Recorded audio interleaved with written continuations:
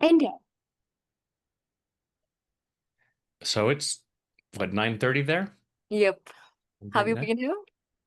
I have not. I've almost had an opportunity once several years ago, but it didn't work out. But I've had a number of requests to come. I think I have a lot of folks who follow me there.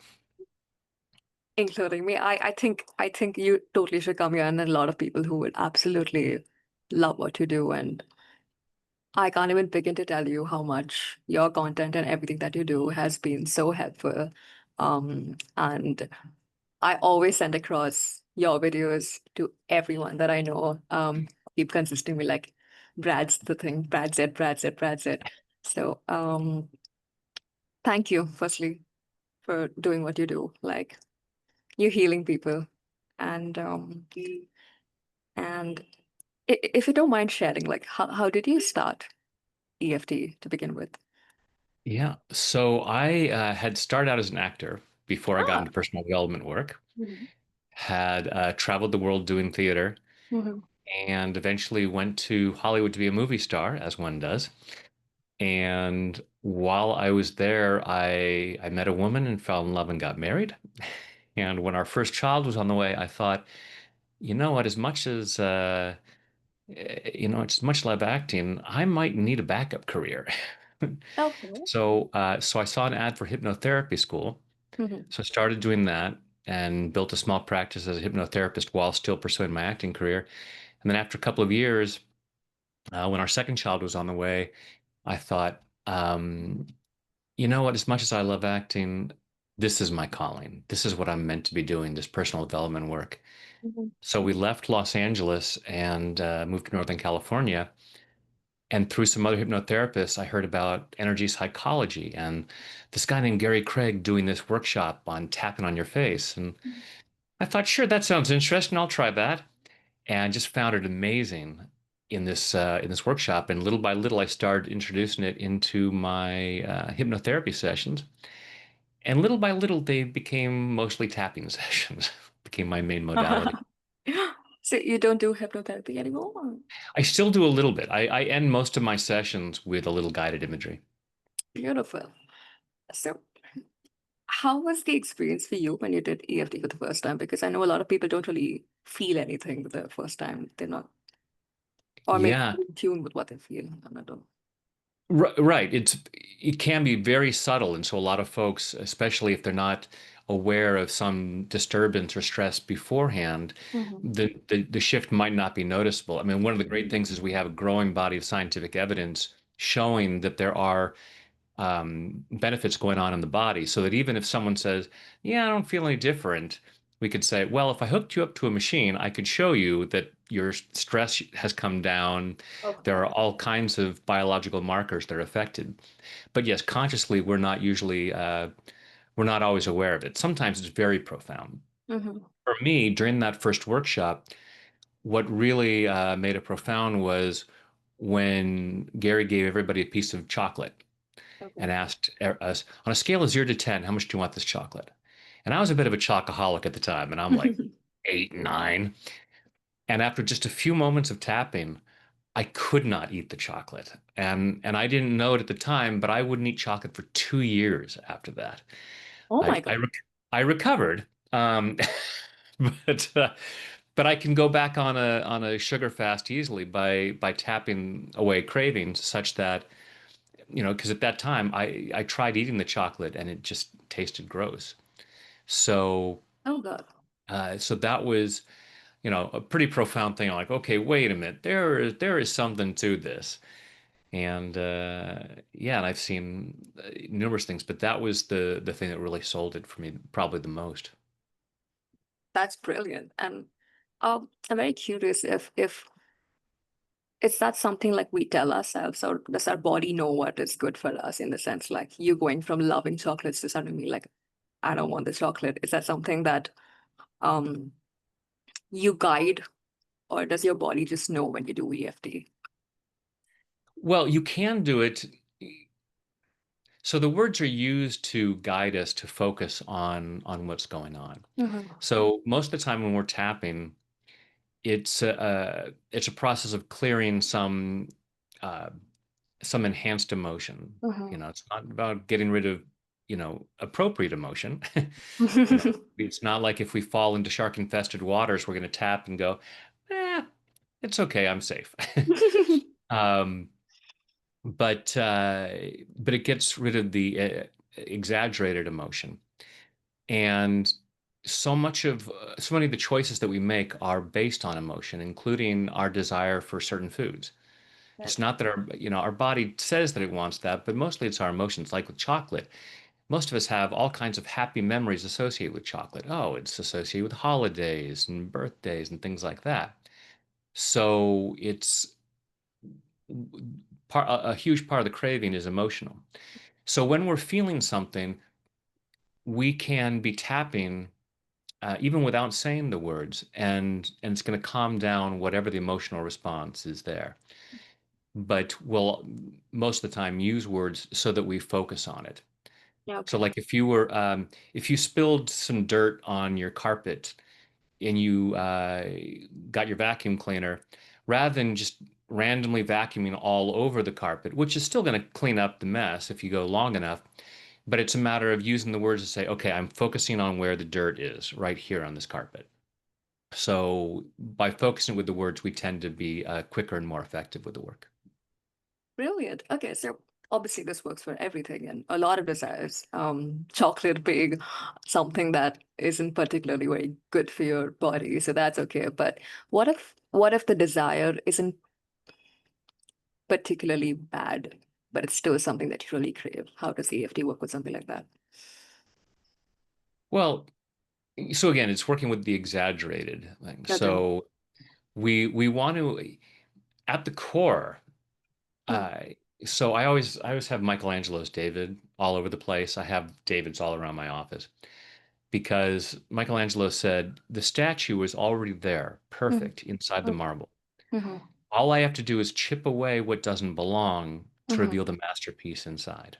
Okay.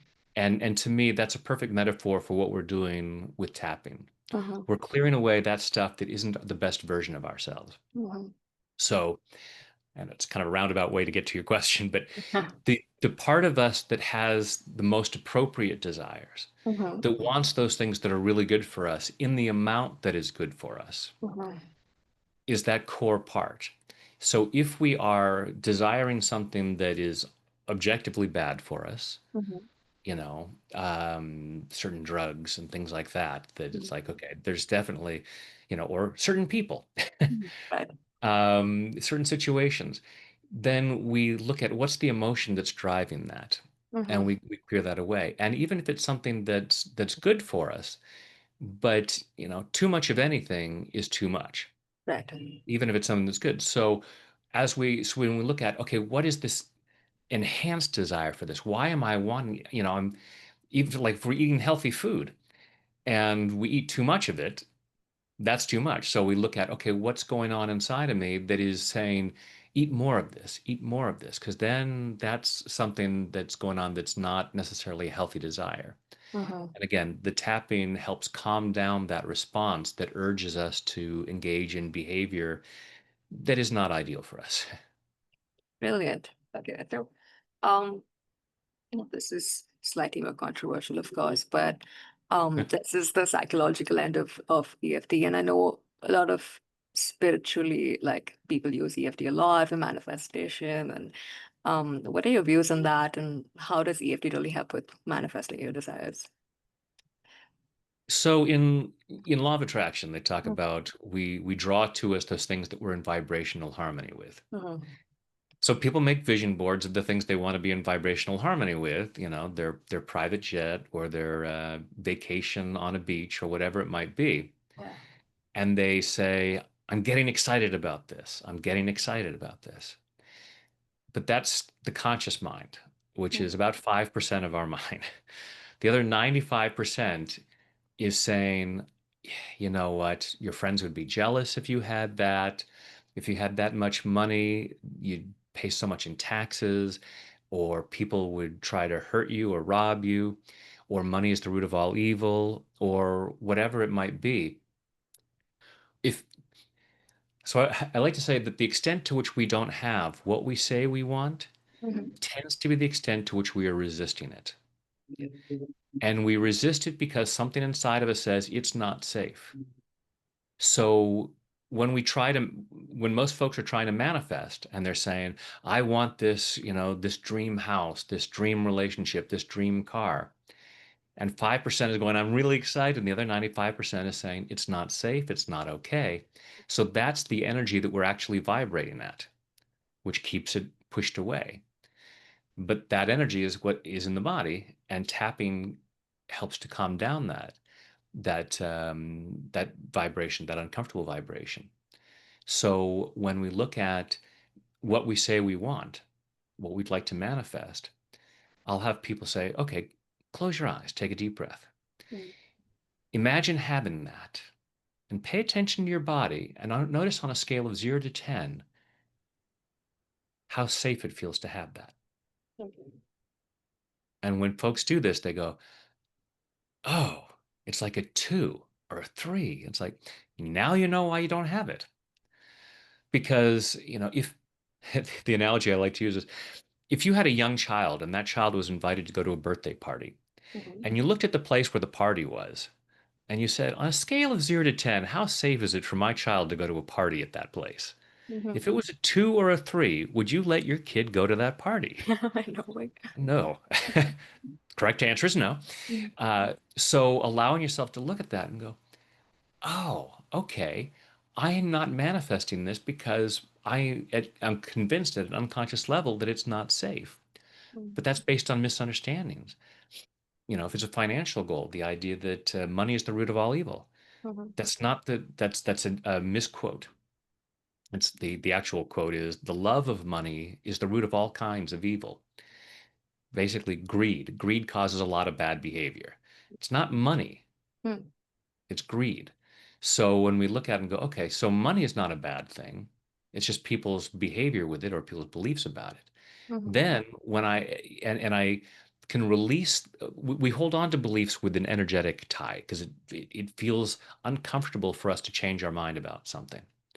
And that shows up as stress. With the tapping, we're calming down that stress so that we can say, oh, yeah, no, that's not a truth. Money is not the root of all evil. Mhm. People's beliefs about it cause a lot of bad behavior, but money isn't the cause of that. So, it might be okay to actually for me to have money. And as we're tapping, we're calming down and we're starting to realize that's okay. So now when we look at our vision board, Mhm. it feels much safer, it feels much more comfortable. So we are actually more of a vibrational match for that. I see. So does EFT help with finding what your blockages are, or is that something you kind of have to be self-aware about and journal and figure out, and then you do EFT? I always say start tapping right away. Okay. I'll tap first thing in the morning and I'll maybe tap on resistance. Mm-hmm. Not that I'm aware of resistance. It's not like I wake up in a bad mood and go, oh, I need to tap. Oh, but Yeah. I come from the standpoint of resistance is what's between me and whatever is possible for me to manifest. Mm-hmm. So I'm just going to assume that there might be resistance. So I'll be tapping on any possible resistance to things going well today, and just whatever might be there, clear it out. If I have no resistance, it's like, well, what if you wake up and you actually don't have any resistance? Mm. Okay, what if you brush your teeth and there isn't actually anything stuck between your teeth? It's still good to brush your teeth. Yeah, of course. Most of us brush our teeth on a daily basis. We take a shower on a daily basis. We don't wait until people are holding their nose around us and say, now it's necessary. It's been 2 weeks since I took a shower. People are stepping away from me. Now I do. So we do it ahead of time. So there's no harm. There's no harm in taking a shower if you're already clean. It's like, well, okay, I'll be a little cleaner.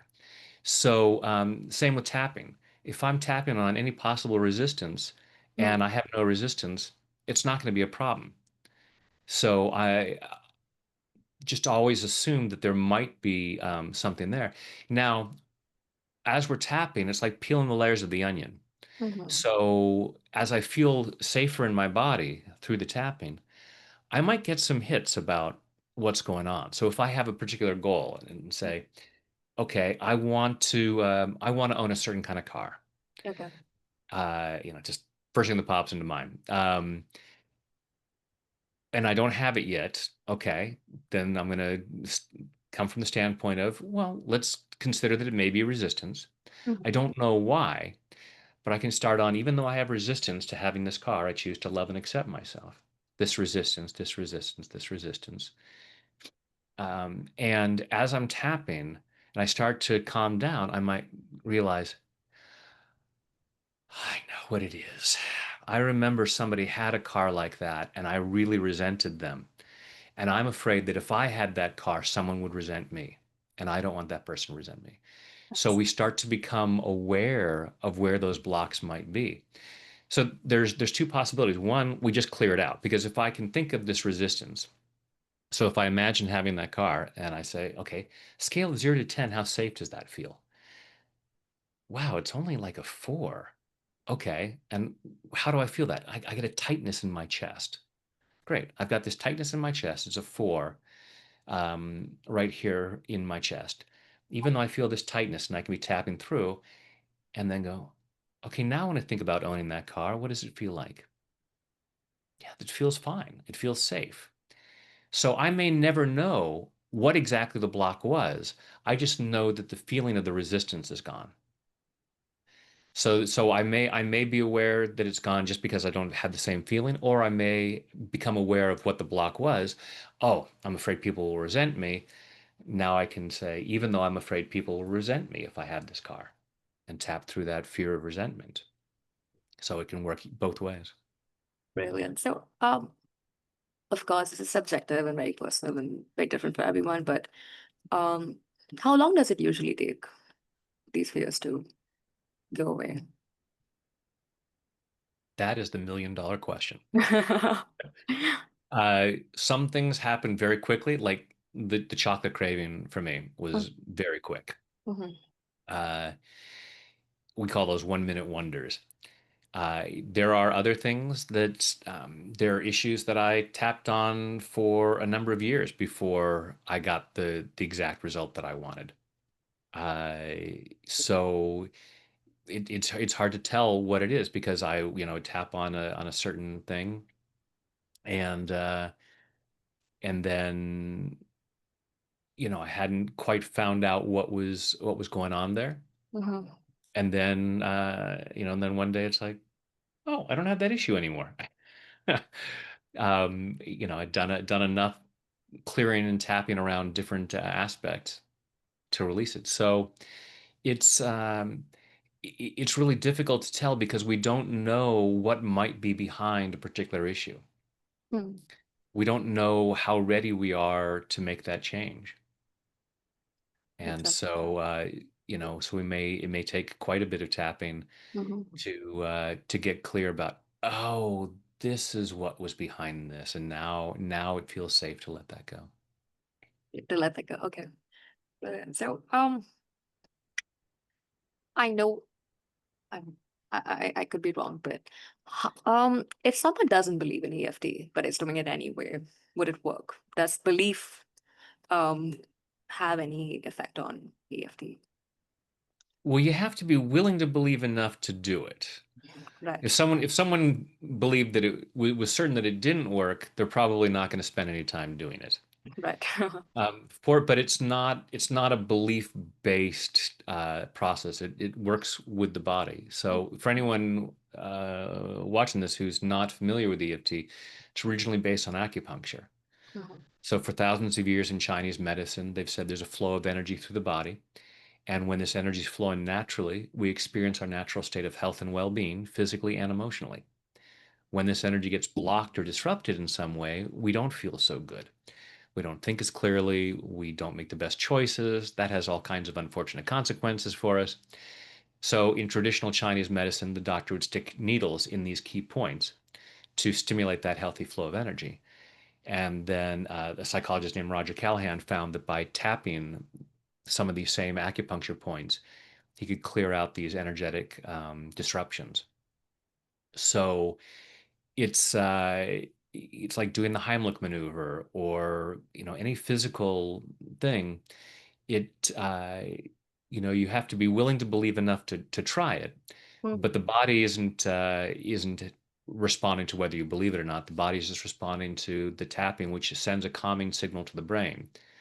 While it was originally based on acupuncture, we have a growing body of modern scientific research showing the benefits and suggesting that the key element is that it sends a calming signal to the brain, Mhm. where we develop stress and go into fight or flight, and that calms it down such that we feel more peace and then can think more clearly, make better choices. So yeah, it's happening at a physical level and an emotional level. Mhm. So belief is helpful. It's going to make it easier to do it, but it's not required. Brilliant. So, you spoke about, doing something for years, and I'm curious if you actually found what it was, like resistance, or did you just keep saying resistance and it just went away, and one day you were like, oh, I just feel safe now. um, yeah, it wasn't. I'm not aware of any particular moment of realization of now I know what it is. Hmm. Uh, it was a gradual shift, and then I just sort of became aware. Oh, this feels different now.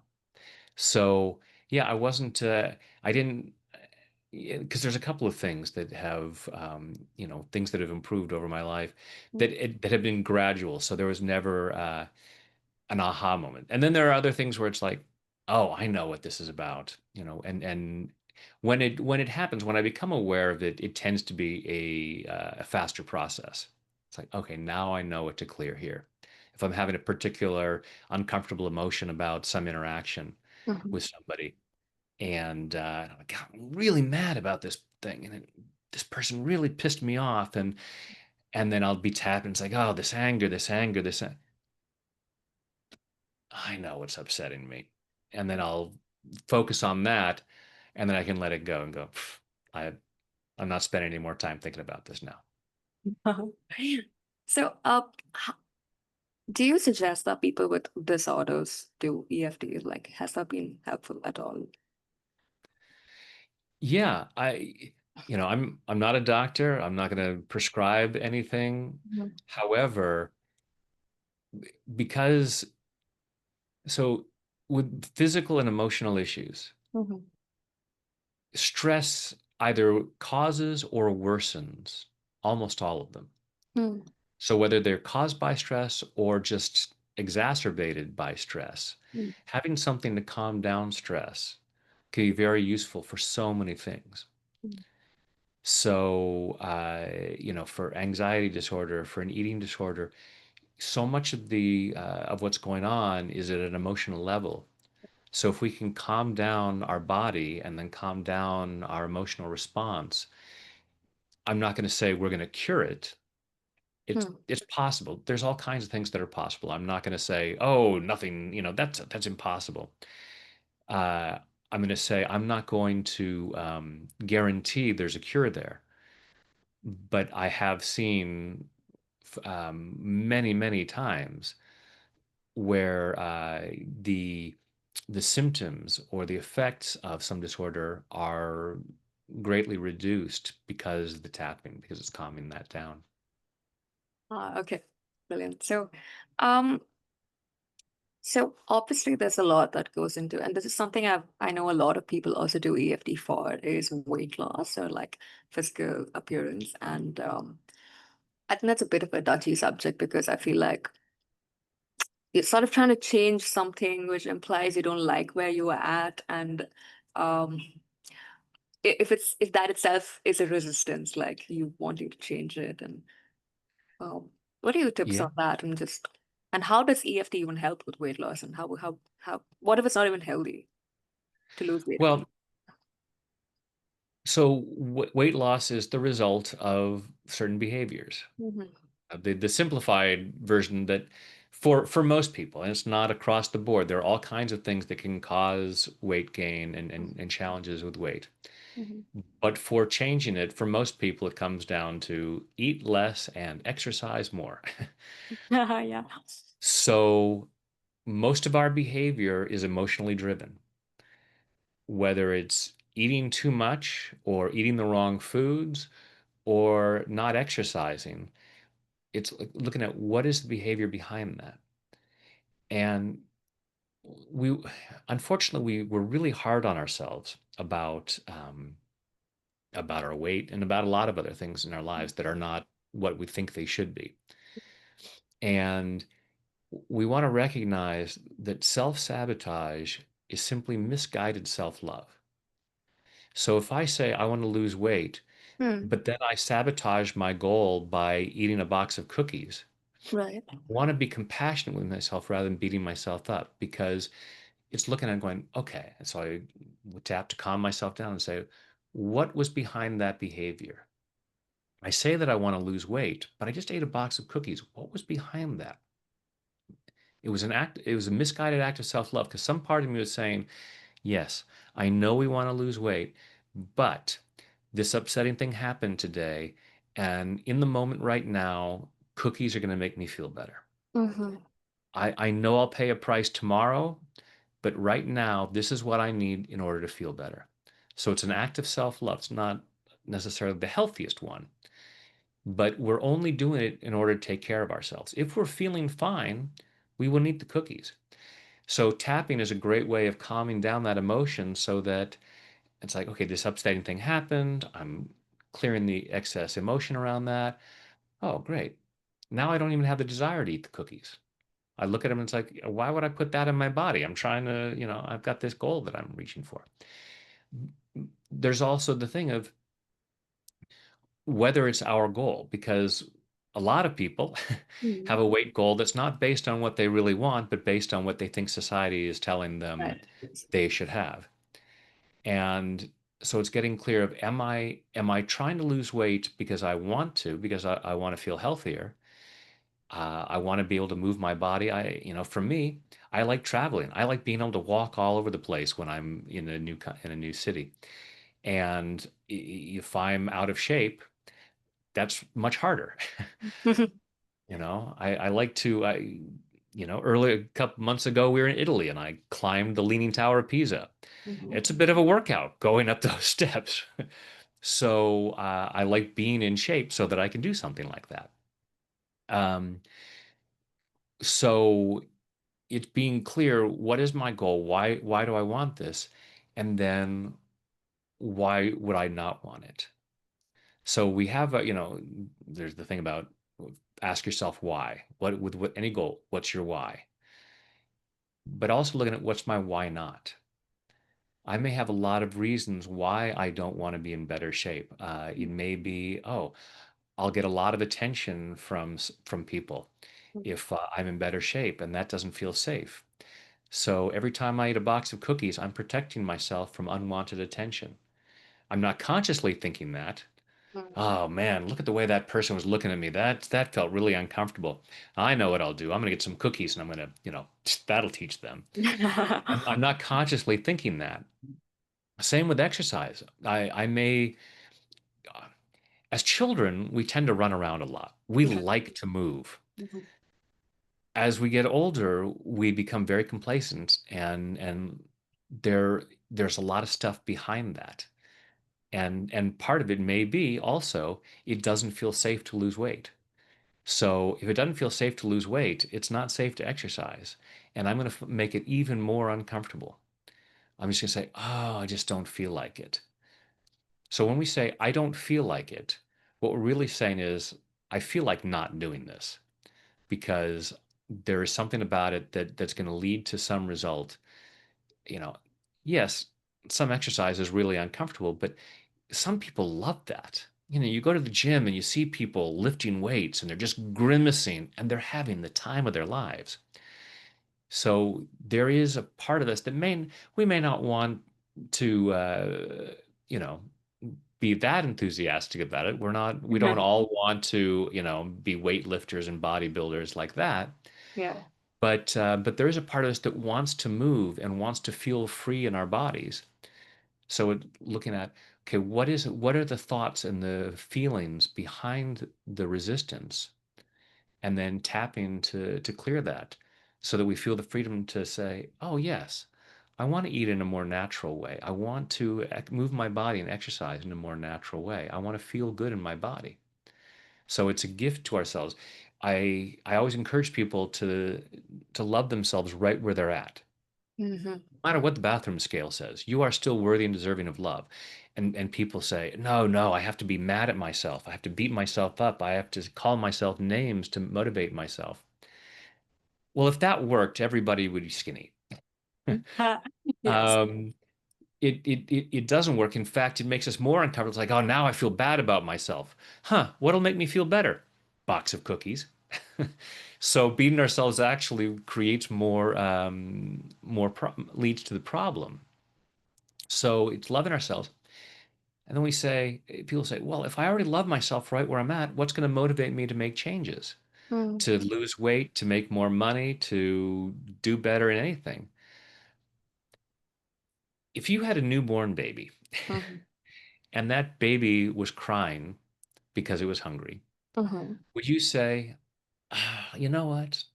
I love this baby so much, even when it's crying, I'm not going to do anything. I'm not going to feed this baby because even when it's crying, I love it so much. No, You gotta give it. you're gonna because you love this baby so much, you want to give it the best. You want to do what you can to make the life the best for this child. Same with us. When we really love ourselves, it's like, I love myself too much to be unhealthy. I love myself too much to have it be difficult to walk around. Why, I love myself too much to give myself heartburn. I know that for me, um, you know, drinking alcohol, I even if I just have a little bit, the next day I don't feel so good. It's not necessarily a hangover. I just Yeah, feel a little off. often. And so for me, it's a matter of I love myself too much to do that. So there'll be, you know, there are odd occasions, special occasions where it's like, have some champagne to toast or something like that. But but there are times where it's like we'll be out at a restaurant and oh, do I want to have a beer? No, you know what? I don't. I'm not going to. And the next day I wake up and I'm like, thank you, last night self. I appreciate you doing that. That was an act of love, not doing that. So yeah, it's when we really love ourselves, we tend to take better care of ourselves. Brilliantly said. So, okay. So, based on what you said, let's say I have, okay, let's just take weight, for example. Let's say someone's underweight and they are in their head, they think they want to lose weight, but it's not actually healthy for them. So, Yeah. if they do EFT, could it be possible that they lose the desire to lose weight because they realize that it's not good to lose weight? Or would they lose the Right. Well, so there are times, and I actually have a video for having a healthy appetite because there are people, there's so many things about weight loss, and a lot of people out there need to gain weight. Mhm. Um, so again, it's looking at what is the driving factor. It's the fear that even though objectively underweight, I Mhm. still feel fat. Mhm. I still need to lose weight. And there's this emotional response. So the tapping will help to calm down that emotional response. Mhm. And then it's looking at where's the belief? And so I might say, even though I'm convinced I need to lose weight, I choose to love and accept myself. This belief I need to lose weight, this belief I needed to lose weight, and start chipping away at that. And we may remember where it comes from, or it may, as we're tapping, become aware and remember sometime like in the third grade, and some idiot called me fatso, and it's stuck in my head that I'm always fat. And so no matter what the bathroom scale says, no matter what the mirror says, I have this thought in my head, and the tapping can help to change that. Now, please don't misunderstand. I am not telling anyone. So just, tap for a few minutes on that belief that you're fat, and goodbye eating disorder. Please, please work with a With it. professional and be on a program. Same with addiction. I have seen where people have said, "Oh, I cured someone's addiction, their alcoholism, because they said they wanted a drink, and it was on a scale of 0 to 10. How much do you want that drink? Oh, it's an 8. Tap tap tap tap tap tap. Oh, now I don't want that drink. There you go. It's cured. No, no, it's not. It might be. I'm gonna guess that it probably isn't. The momentary craving is gone. But I never Right, want to say to somebody, I've cured your alcoholism because that craving is gone, because tomorrow that person might drink themselves to death right. because the craving might come back tomorrow. And they tell themselves, oh, I don't have a problem with alcohol anymore, so I can have a drink, which leads to another drink, and drastic, terrible things can happen. So it's never a matter of assuming that we've cured a disorder in that moment, but we get that healthy benefit in that moment. It's like, okay, I don't need to hurt myself. It's like it's bulimia. I don't need to purge right now. Mm. That trying to force yourself to throw up, whatever it might be, whatever that unhealthy behavior is, we can, in most cases, again, I'm not going to say a blanket thing. Oh, just tap and all those behaviors are gone. But they very well might be. And it's a great place to start. If you have nothing else to do, if you're in a place where I have no other resources, tapping your fingertips are right there. And it's at least something you can start to do to tap to calm down the uncomfortable emotions that are happening in that moment. And then as you set yourself free, start to look at where that belief of being overweight might be, then you can start to shift your mindset and recognize, I'm not overweight. I actually am underweight, and it would be okay to find a healthy pattern. And great to work with a professional to make sure you don't then switch it and go overboard and start eating in an unhealthy way, thinking, oh, well, I can really, start pounding down the calories because I am so underweight. You want to find a healthy way to get back to that healthy weight. Okay. Wow. Okay. So I I loved what you said about self-love and self-compassion and not being hard on ourselves. But I'm curious about your belief around and with EFT around some people that could benefit from responsibility and a little bit of, I wouldn't say shame or guilt, but like I should feel like this and feel responsible instead of being like, oh, it's okay, I forgive myself. It's okay if I hurt other people. I'm not taking responsibility for that. EFT, it's okay, it's okay. Doesn't matter. Yeah, no, that's a great point, Ashwara.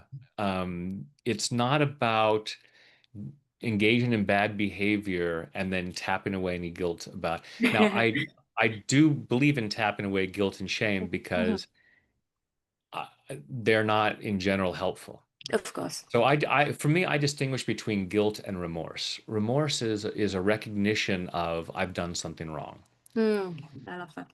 The person who doesn't recognize they've done something wrong, in general, we call that person a sociopath. Right. If they can't see that hurting people is wrong. Um, but guilt, if guilt worked, nobody would behave badly.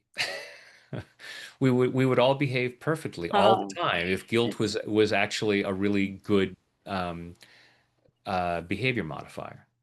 Because bad behavior comes from uncomfortable feelings. right. It's the old expression, hurt people hurt people. Hurt people. Mm. If I'm doing something to hurt you, it's because I'm already feeling pain inside. Mhm. Happy, healthy people don't behave that way. So for me, if I'm already having emotional discomfort that's causing that behavior, well, let's add some more emotional discomfort with some guilt and shame. That's going to do it. That's just actually going to make it more likely that I want to do even more harm Yeah. or be less aware of the harm that I'm doing. So as we tap to clear uncomfortable emotions, we get to a place of, oh, I don't want to do harm. And if there's somebody out there who is now has take the Christmas Carol and Ebenezer Scrooge, and I'm assuming that maybe even in India, it's a known story. Yes. Um, behaves badly, is mean to people all his life. In one night, it changes, and he becomes a happy person, Hmm. and he now just does good. Does anyone say, yeah, but I hope he still feels bad about all the bad things he did before? It's like, That's no, projection.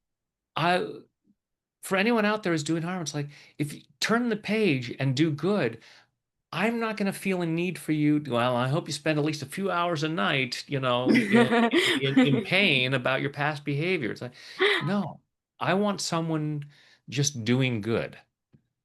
And uncomfortable emotions stop us from doing good. When we get to that happy, healthy place, and we just naturally want to make the world a better place. Mhm. So if somebody is tapping on their guilt, so, okay, well, I just robbed the bank. Even though I robbed the bank, I choose to release any guilt or shame about that, tapping that away. Now I feel fine about it. I think I'll go rob another bank. No, as I tap there, it's like, surely there's a better way for me to make money. Because we have gifts and talents to share. Right. And as we clear the blocks around that, Michelangelo's David, as we clear the excess marble to reveal the masterpiece inside, we're going to want to share our gifts and talents in the best way possible. We're not going to want to keep doing harm. Beautiful. So it increases empathy, you would say. It increases all the good stuff. Well, I'm not sure that it necessarily increases it. It increases our awareness of what's there. Mhm. So Michelangelo didn't have to add to the David. He didn't have to increase any marble. He Right. just had to get rid of what was blocking what was there. Mhm. So our most loving, empathetic, joyful, grateful self is already the core of who we are. So we enhance it by releasing what isn't love, by releasing what isn't peace, what isn't joy. I don't know that we actually need to add anything to it. We just have to get rid of everything that isn't it. Looking back. Okay, that's such a beautiful way to frame that. And just want to end with one more thing. And I think this is usually the most, it sounds easy on paper, but probably the most complex thing to sort of do EFT with is love in general, like fear of rejections and fear of abandonment. And what are your tips on that? Because I know there's a lot to uncover with that. And um, I think simply saying it's safe to feel love might not just be enough. Yeah. The number one issue that most folks face is a feeling of unworthiness, Mhm. not feeling good enough, not feeling lovable. Uh, if you're open to it, we could even do a tapping round on I would this. love that. I would love that. I was Yeah. thinking, yeah. So, for anyone who's not familiar with EFT, first I'm going to show you the very basics. Then we're going to do it the way I do it, where it's an intuitive process. But we usually start off with what's bothering us. So if I'm feeling, some guilt or some anger or some sadness, we'll state that feeling, and maybe I'm nervous about this report that I have to give tomorrow. I'll rate it on a scale of 0 to 10. How much discomfort is there? So, oh, it's an 8. I'm really nervous about this. And we try to be aware of where it is in our body. So, oh, it's my heart's racing as I think about it, or I feel this knot in my stomach. Great. Now I know what's bothering me. So we take the fingertips of our index and middle finger and gently tap on the opposite hand, right on the edge of your hand, and say, even though I feel nervous, I choose to love and accept myself. And we'll repeat that 3 times.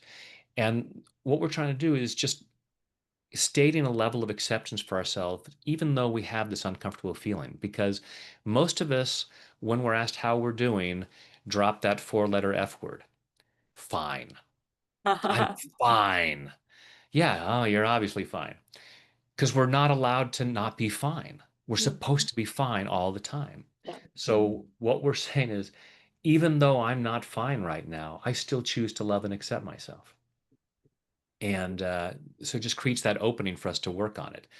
Because and a lot of people, when we start the negative, even though I feel nervous, people are like, no, no, no, you can't talk about the negative. You should always focus on the positive. What you resist persists. If your dog poops on your carpet, are you just going to say, I'm just going to look at where the carpet's clean? Well, good luck with that, because one, part of your brain is very focused on the poop, and two, you're going to step in and spread it around. So you gotta, you don't sit there and go and you don't wallow in it. Oh, my dog pooped on the carpet. You say, oh, there it is. I'm going to clean it up. So that's what we're doing with the tapping. Oh, I have this nervous feeling, this knot in my stomach. Even though I have this nervous feeling, I love and accept myself. Then we tap through these points, right at the beginning of the eyebrow on either side, and we'd say whatever the issue is, all this nervousness. Follow your eyebrow out to your side of your eye, all this nervousness.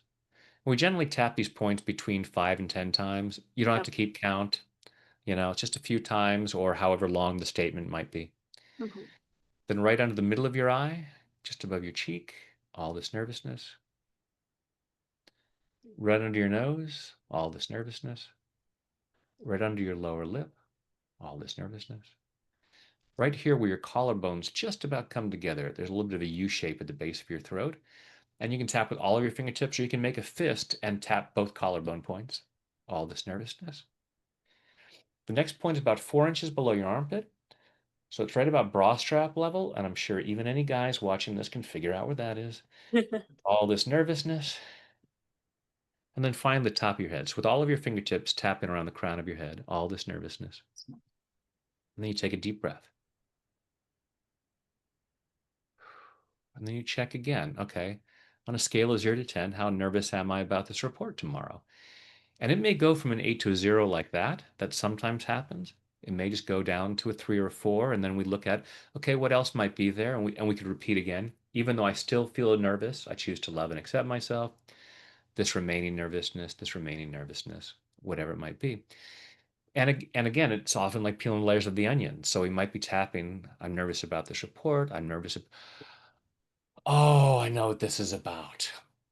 I did that book report in the third grade and I got a bad grade and I was grounded for a week. And I'm so worried about being grounded. And I'm not going to be grounded because I'm grown up.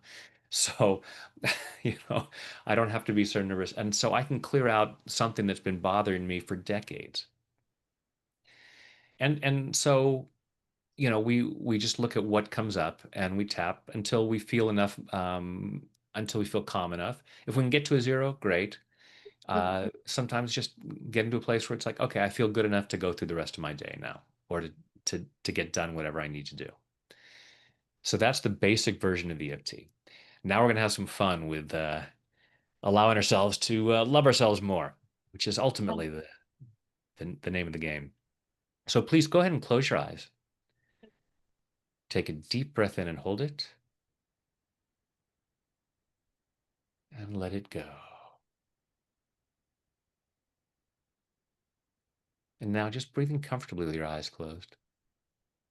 Go ahead and feel your feet on the floor or whatever part of you is connected to something. Allow yourself to feel that connection. Allow yourself to feel centered and grounded. Allow yourself to be right here, right now, as present as possible, so as to receive maximum benefit from this process. And just following your breath through your body, notice what's going on in there. And imagine looking in a full-length mirror and say, I love myself.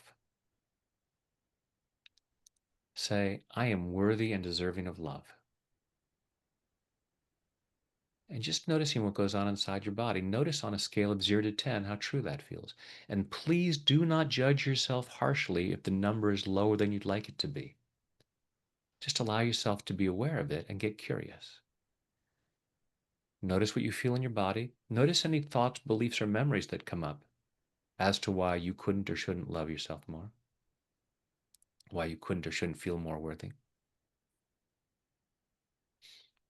And take a deep breath. Open your eyes and just tap where I tap and repeat back what I say. And the meridians that we tap on are up and down both sides of the body. So you can tap with either hand on either Mhm. side. You can even tap both sides at the same time if you feel like it. Okay. Let's just see what works for you.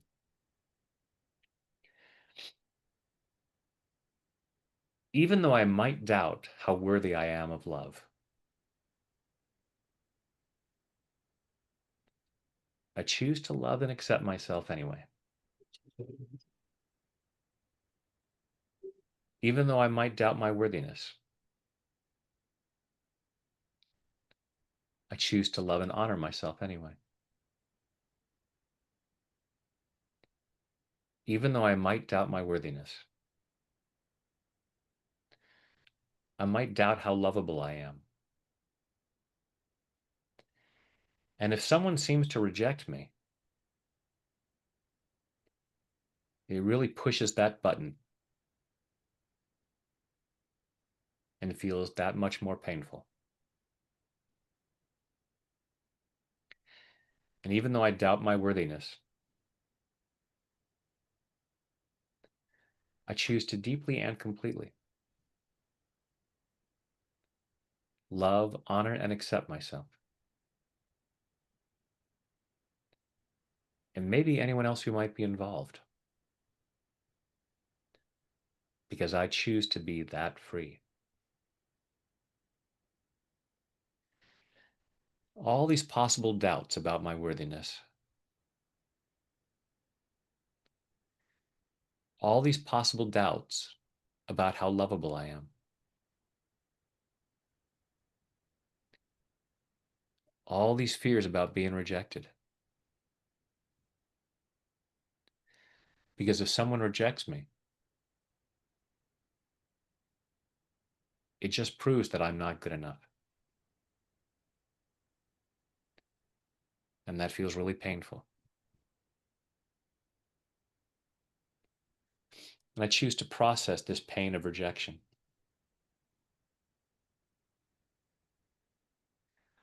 Because if someone rejects me, it does not prove that I'm unworthy. It just means they're not the right person for me. Rejection is just redirection. They're just telling me they don't have what I'm looking for. And I shouldn't waste any more time on them. And instead of feeling hurt, I could say, thank you so much.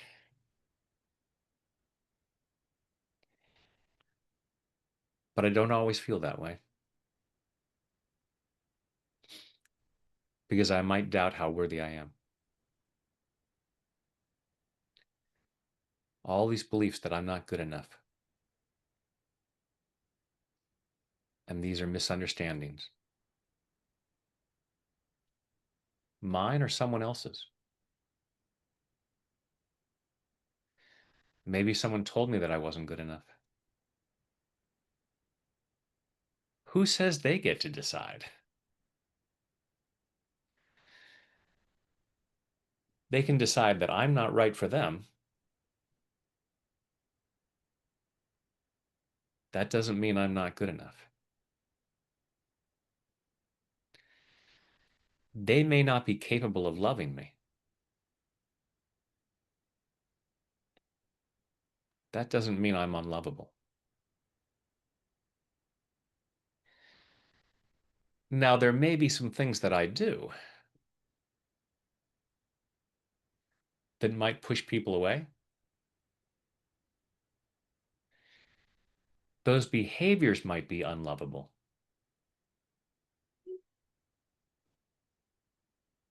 But as a person, I'm deserving of love. I'm not defined by my behavior. But my behavior comes from how I've been defining myself. The more I recognize how lovable I am, the less likely I am to behave badly. If I do things that push people away, that's because I've forgotten how lovable I am. And I'm probably not loving myself enough. And I choose to clear what's underneath that. Clearing that stuff at a cellular level, clearing it all the way back through my past. Part of me knows the truth. I am plenty good enough. I am worthy and deserving of love. Because if I didn't know that, I wouldn't be here tapping on my face right now.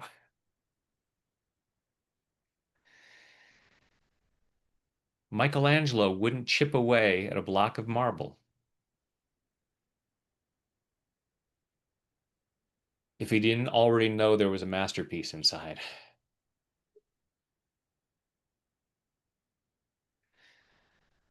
I'm here today tapping on myself as an act of love. This is an act of self-love. So that's proof that I know I'm worthy of love. And I'm clearing anything else that gets in the way. Remembering how lovable I am. And if someone rejects me, they're missing out. I choose to love myself more and more. In body, mind, and spirit. Take a deep breath. And with your eyes closed, go inside. Imagine looking in that full-length mirror and say, I love myself, and I am worthy and deserving of love. And hopefully that feels a lot more true. And just notice what might come up physically and emotionally. And there may be things that you want to tap on specifically. You may have certain memories about, well, I don't feel lovable because of this. And allow yourself to tap on that. If there's guilt to release, release it, because that guilt isn't preventing you from doing harm. It's preventing you from loving yourself, which can lead to more harm to yourself and others. So set yourself free to be more loving towards yourself and others, please, and thank you. That was beautiful. And I could feel the shift from fear to acceptance. I felt the shift. And Excellent. sometimes I can't relate with numbers, but I do relate with words. So I I do like to name the feeling that's coming up, and that was beautiful. That was amazing. Cool. Cool. I Thank you. can't thank you enough for being here today, and thank you enough for everything that you do. And I really think you should come to India, and I think people would absolutely love what you do here, even more. And I can probably make that happen and arrange something and market you and do as much as I can and bring All you right, along. well, we'll talk about that. But again, thank you for doing what you do and changing people's lives, including mine. Oh, well, thank you very much. I'm blessed to get to do what I do. I think it's probably obvious that I have fun doing it. I love what I do. And thank you for what you're doing, and thank you for this opportunity to share this work. Amazing. Thank you again. Like when you do it, okay, I know a lot of people that are healers, but they don't particularly care about healing. And um, there's so much warmth in you. I actually feel like you're really here to help people, and um, that is inspiring. So, Thank you. thank you. I'm glad that comes across. It is definitely how I feel. Just I take great joy in looking at how to set people free from what weighs them down, and and clearing away what blocks the masterpiece so that everyone can share the masterpiece that they are with the world. Beautiful. Thank you for being here, and I will send you this video. Of course, it belongs to you as much as it belongs to me. Actually, it doesn't belong to me. I think I would say it belongs to you, but It belongs to us us, collectively, okay, the whole world. collective to the world. Yeah, thank you, and take care. Thank you.